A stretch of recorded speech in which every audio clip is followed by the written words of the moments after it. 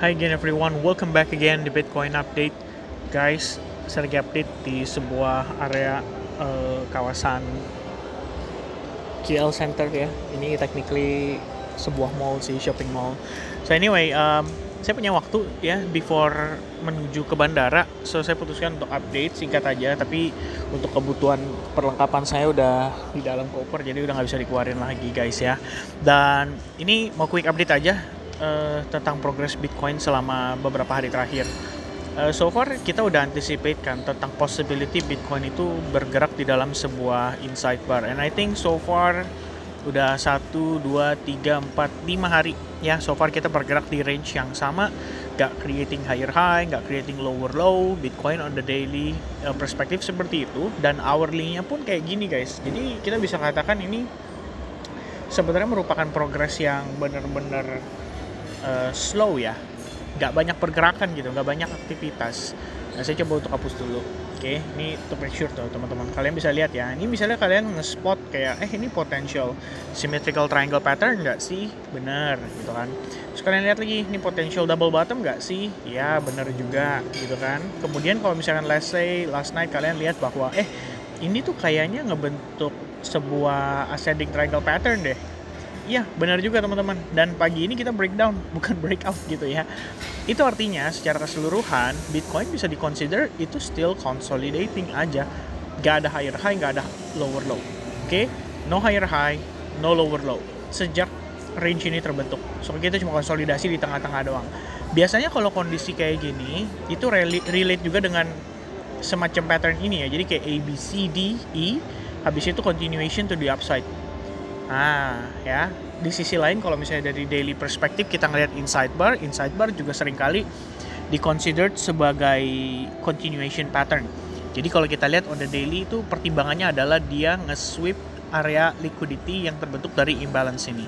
So technically itu juga mendukung ya untuk Bitcoin mendapatkan reaction dan order, makanya dia bisa mantul dan somehow konsolidasi di sini. Jadi bisa di-consider sebagai bagian dari reakumulasi. Lalu kalau kita lihat dari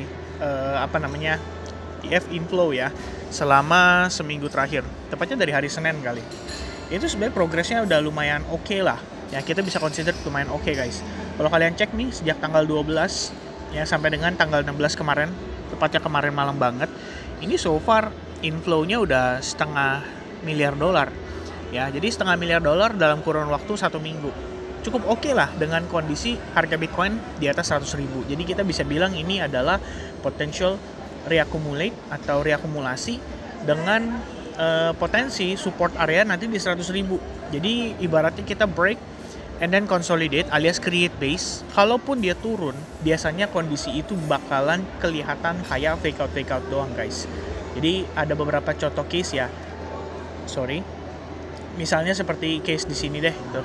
Konsolidasi turunnya tuh cuma fake out tapi kemudian dia break. Oke. Itu bisa jadi salah satu kondisi yang terjadi pada Bitcoin. Begitupun sama di sini. Ini konsolidasi fake outnya ke atas baru dia turun. Kalau itu trennya lagi turun ya, lain ceritanya. Tapi overall Bitcoin nggak sekali dua kali ngelakuin kondisi kayak gitu. Di sini juga ada, di sini juga kalau kalian lihat ya, setelah dia rally, create base, nggak langsung nanjak ya, dia ada fake outnya dulu guys, baru kemudian dia nanjak lagi gitu. Before fake out itu ya ibaratnya mungkin nggak cukup order gitu ya. Jadi begitu dia ngejemput liquidation di bawah, ngambil momentum dari buyers yang mungkin sisain order di bawah, baru kemudian harganya bisa langsung react impulsively. Oke. And so far ya I think Bitcoin karena konsolidasi ya udah, paling penggerak market terutama altcoins ya itu hanya bergantung dari Bitcoin dominance, yang dimana kalau kita lihat dari perspektif time frame 4 jam ini udah bagus sekali ya. Kita udah ngelihat ada market structure shift, price tinggal pullback. Kalau pullback jatuhnya nanti dia menjadi bagian dari retracement. Nah kita bisa expecting nih dia testing ke area golden ratio, bahkan bisa di atasnya lagi, tapi idealnya di 64,13 ya, karena di situ juga terdapat semacam area support resistance. So that's gonna be great ya kalau misalkan si Bitcoin dominance ini bisa ketahan di range area itu. That's gonna be a very good discount buat teman-teman yang berencana masuk di altcoins-nya, dan itu bisa nanti dijadikan acuan juga. Nanti kalian cek lagi dari sisi total 3-nya gimana. Kalau misalkan total 3 di sini kita lihat ya, it's part of the retracement, potential cari higher low before dia creating higher high. Jadi jatuhnya kalau on the daily perspective, that's gonna be our higher low ya, before the next push. Dan of course bisa aja dia testing ke sini. Oke.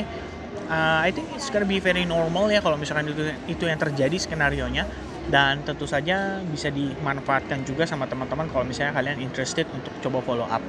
Okay, so that's gonna be the update from me. Thank you very much guys for watching, and see you guys again in the next update. Bye bye guys.